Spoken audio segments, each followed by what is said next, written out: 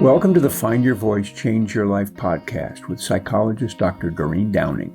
Listen in as Doreen interviews people who felt they didn't have a voice or who suffered extreme speaking anxiety. You'll hear stories about how they struggled to speak up, what they did to find their authentic voice, and the confidence they now feel to speak up and make an impact. If you want to get started right away to find your voice, download Doreen's free 7-step guide to fearless speaking at doreen7steps.com. And now, here is Doreen. Hi, this is Dr. Doreen Downing, and I'm with the Find Your Voice, Change Your Life podcast. And every week I get to interview somebody who has a story. It's a story about how either they had a voice and lost it, or they never had it in the first place and they found it. So it depends on who we get to listen to, what the story turns out to be. So stay tuned today. But before I introduce Gary Wilkin, I'd like to say thank you to everybody who's gone to Apple Podcast and done a review. I have so many now, close to 20, and I'm excited. And I just learned this week that we have 500 downloads. So that means you guys are listening, and I'm happy that you're here today.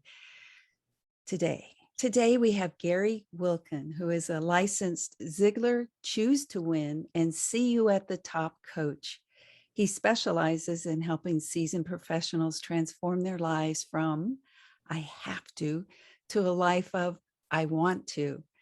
Gary combines the life experiences gained in a 4-decade career in technology across a wide variety of environments with powerful conversations to help his clients transform their lives one simple choice at a time.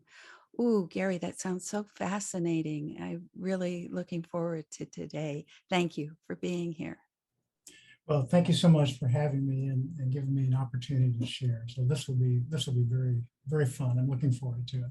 Yes, that's partly what we do here is to create an environment so that people step in, and it's not about stepping into pain, but it's into sharing perhaps some pain that you've had in the past, but it is, we get to do it together. We get to go on this inner journey. So that's where we like to start is, so I do know that you did have a voice, but you lost it. Can you open up the story about what that was all about for us? Well, the 4-decade career in technology, I had to get my calculator out to make sure that's how long it was. And early on, things were much different than they are today as far as the computing environment and the types of problems we solve. But even from an early stage, amongst the technical folks, I was the one that they would always send out of the room to go talk to the business users, those evil people that made us do all these crazy things. And I was the one that could go and talk to people and then come back and translate that into the technology verbiage that they understood and could help create these solutions.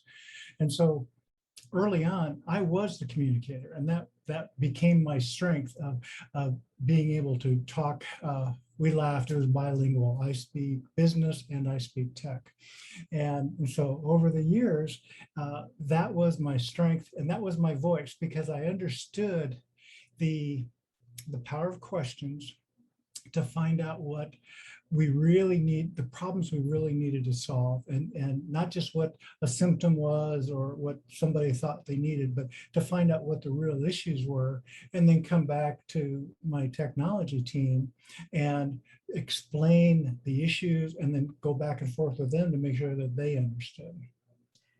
Yes, I get that it was not only the power of questions, but the power of listening and knowing what the language is so that you could speak both languages, but you had to listen first.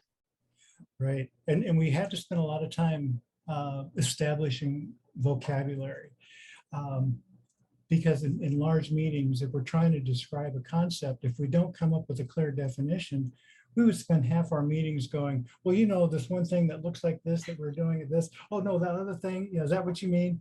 And I found that, you know, again, being very clear establishing a common vocabulary just allowed communication to flow even that much better.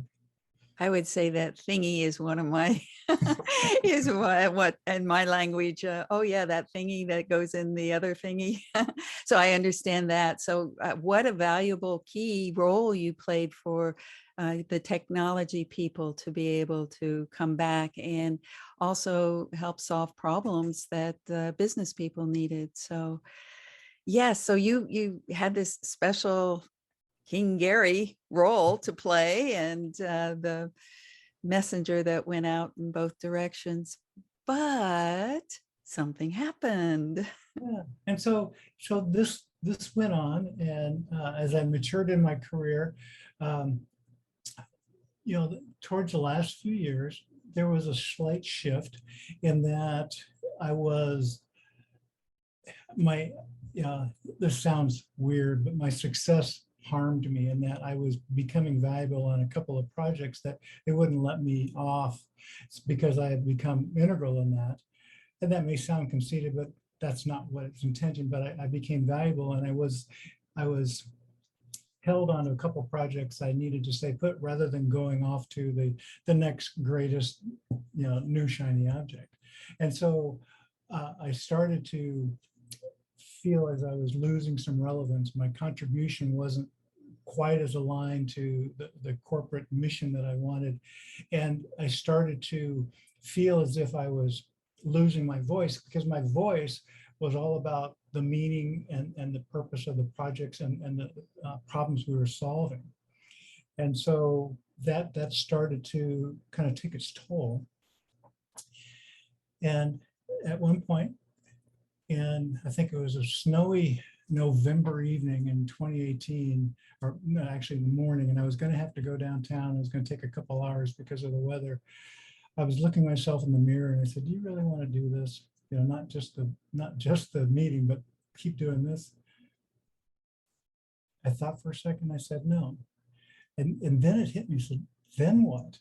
And so that began that transition of having a strong voice to having a little bit weaker voice. I don't want to call it massively weaker, to now no voice, because it wasn't like I didn't have my voice. I didn't have a message. And I think that's the shift that we talk about, is if you don't have a message, it doesn't make a difference how big your voice is. If you don't have anything to say, or you don't have anything to share. And so that was quite a tumultuous transition. But that was the best part of the transition, is agreeing that I needed to stop. Every transition has three parts: an ending, a messy middle, and a beginning. Oh, I like that. Say that one more time. Okay, every transition has three parts, and I have to attribute this to Dr. Bridges in his book Transitions. It was a great book. Every transition has three parts: an ending, where you have to come to grips with what is actually stopping. Then you have the messy middle, which is the fun part of try this, different things. And then once you settle in on something, then you have the new beginning. And so messy middles can take a long time or a short time. It just depends. And unfortunately, we tend to, as I'll speak for myself, as type A type people, we want that messy middle over. We don't want, any uncertainty or doubt or that type of stuff. But I took my time to work through that. And so so like I said, in that November 2018, I said, I'm not going to do this anymore. I started studying and whatever, and we did the numbers. And 5 months later, we sold our house, bought a house, moved across country. And that intervening time, I don't remember much, and I'm so glad, because selling a house, buying a house, and moving across country is a big deal. But so I've made that transition out of the corporate environment, but I'm still not quote unquote retired. We'll talk about retired in a minute. But I tried some things that I thought I would enjoy, and I didn't. And I kept looking at, and then I stepped back and say, from my studies, what am I good at? And I stepped back and abstracted, what was I always good at? I was good at asking questions. I was good at listening. I was good at understanding how to find out the real issues. And in the generic term, I was a coach. And so I started to figure out, what does that look like for me, and how can I serve people with that? And I started to, read about that and do some different things. But it wasn't until I started to build out my focus on helping people retire, like I did. Okay, I'm going to leave corporate. I'm going to do something else. Here we go. But I realized that we don't retire anymore. Yes. It's not like my dad. He worked for the phone company for 37 years. He got his gold watch and he went home. And we don't do that anymore. And so I started to reframe that. But the whole time, my whole theme was understand what you want to do, understand what tools you have, and then how can you make it happen? How do you impact change? Well, I started to work that, but then I found the Ziglar coaching system. I've been a fan of Zig Ziglar for decades, and worked in with that. And they're all about the very same things. Understand your why, and why you're doing things, and that opens up your what and your how. And so I started looking at that and saying, why am I here? What was I looking for? And my career has shifted into early days was I want to do this, I want to do this, I want to do this. And it's slowly, ever so slowly shifted to, I have to do this, I have to do this. And I'm sure there's many folks out there that listen to this that we're still working, or because I have to do it because I need medical coverage, or I have to do it because I need this, or whatever. And I found that we can move from I have to I want to. We can stay in place. We can go someplace else, whatever. But it's a mindset shift that allows us to reframe where we are and what we're doing, to take those I have tos, reframe them, or change the environment and turn it more into a life of I want to.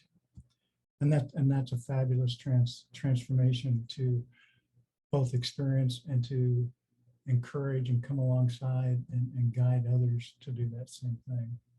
Yes, I'm going to want to ask you a few more questions about that in a minute. But this whole, when we first started today and I introduced you, the going from I have to I want to, and then your story about having been in an environment where you're doing lots of translations. I mean, you're using your voice, in fact, but people are saying, oh, he's got a voice, but it's not your voice. You were translating the business language into technical language, but it really wasn't a message that you were meant to be here on earth to give. And somehow that moment when you looked into the mirror, and I'm thinking that a lot of people have those wake up mirrors. Luckily, it sounds like you didn't have like a heart attack or some kind of accident. A lot of people talk about having had an accident that then woke them up and they said, gee, I can't do this anymore. So I'm glad that happened, that it was looking at yourself in the mirror and confronting truth and, oh, wow, seeing truth come back at you with the, oh, I don't want to. And then but what else? Yeah. So that moment, but what else? And then your explanation of the transition and being in the messy for a while, in the middle messy for sounds like some time. Mm-hmm. But what I also want to say is that I hear in the, well, what am I good at? I loved hearing you ask that question. And that's something I think listeners need to do is, what am I good at? If I'm looking for my message, what is that?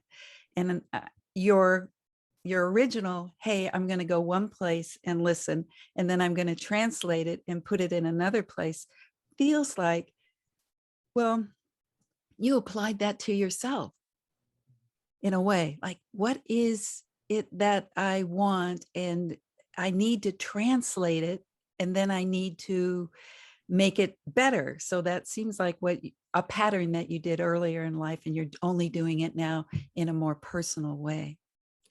Yeah, and that's an interesting observation. As you were saying that back, my strong voice early on, I never thought of it as merely a translation. So it was a strong skill.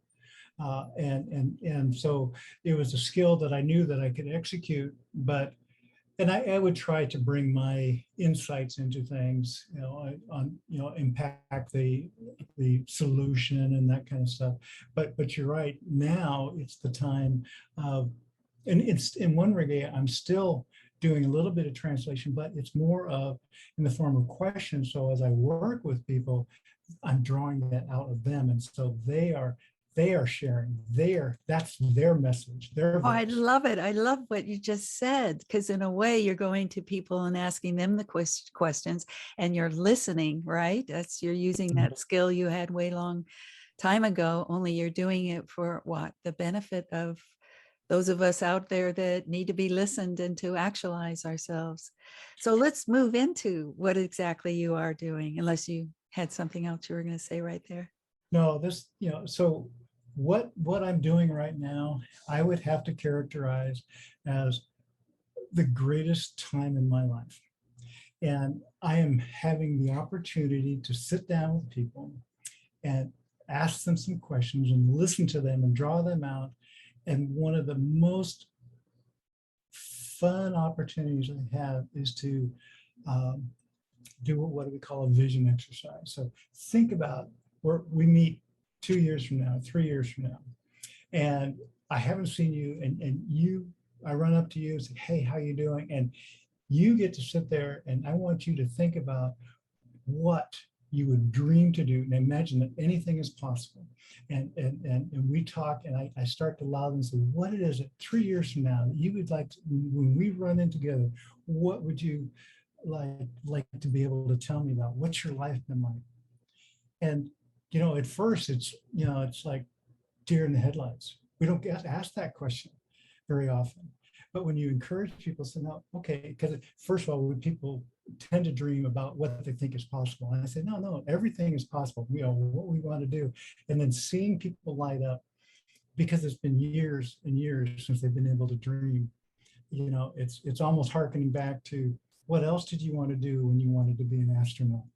And getting back to that. And so taking people into that place of what would I do if I could do anything? And then we step back and say, why not? Let's take a look at them. And so the heart of the transformations that I am able to be a part of is this awakening of what am I meant to be?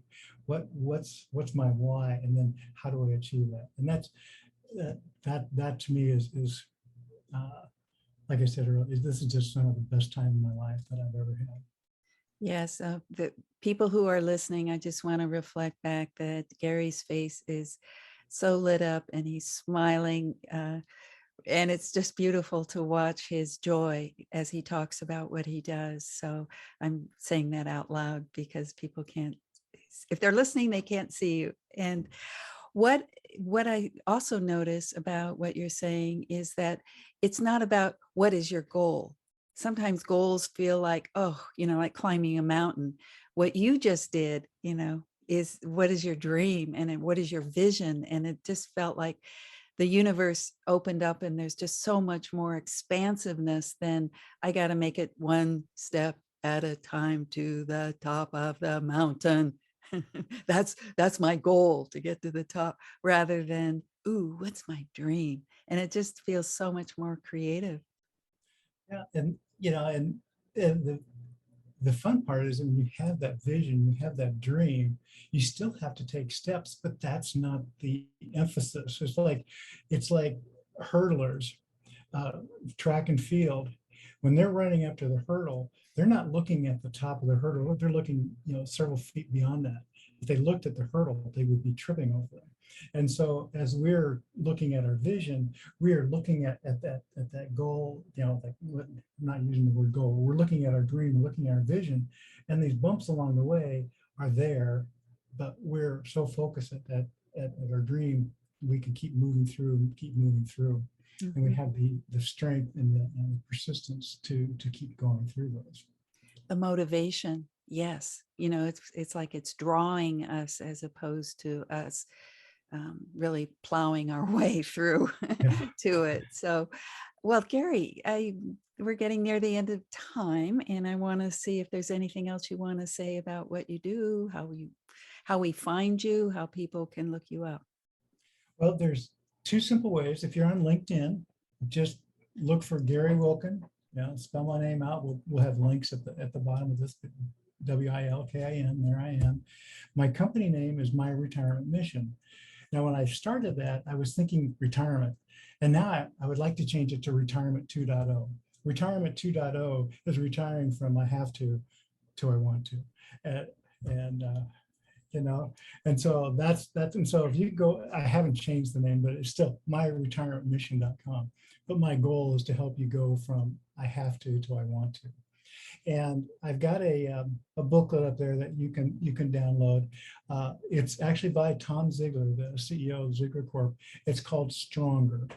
And the whole concept of Stronger is that even now we're still in the effects of COVID-19.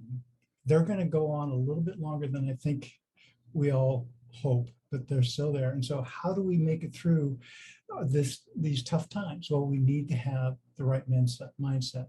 The Stronger mindset says we can go through, there is hope. First of all, it's based on we have hope, and there's something we can all do together to grow through this stronger. And so that is a booklet that I would really love to share for you, just to take through. It has a worksheet, some worksheets in it to help you kind of work through this mindset. And when we have the mindset of growing through and growing stronger, we can take on anything. And that's the thing I would love for you to come up and upload and take a look around. Great. I'm sure people will, because we all have the need right now to have that particular kind of mindset to grow stronger as opposed to anything less than that. And I appreciate you offering that to us. Thank you. Any last word, Gary? I think that the one thing to remember is that we have the power to choose. Our future is based on our choices today. And so the power to go from I have to I want to is a power of choice. And that choice is the power is totally in your hands. And that's the thing. We have what we need to choose. Mm-hmm. As you said in the beginning, or I said in the beginning, transform our lives one simple choice at a time. Thank you, Gary. Well, thank you, Doreen. Thank you for being with us today for this episode of Find Your Voice, Change Your Life. Each person Doreen interviews shares what has helped them find their voice. You can learn from these guests and find your voice so you can be confident to speak up and speak out. And remember to download Doreen's free 7-step guide to fearless speaking at doreen7steps.com. We hope you enjoyed the show and will return next time. Until then, goodbye for now.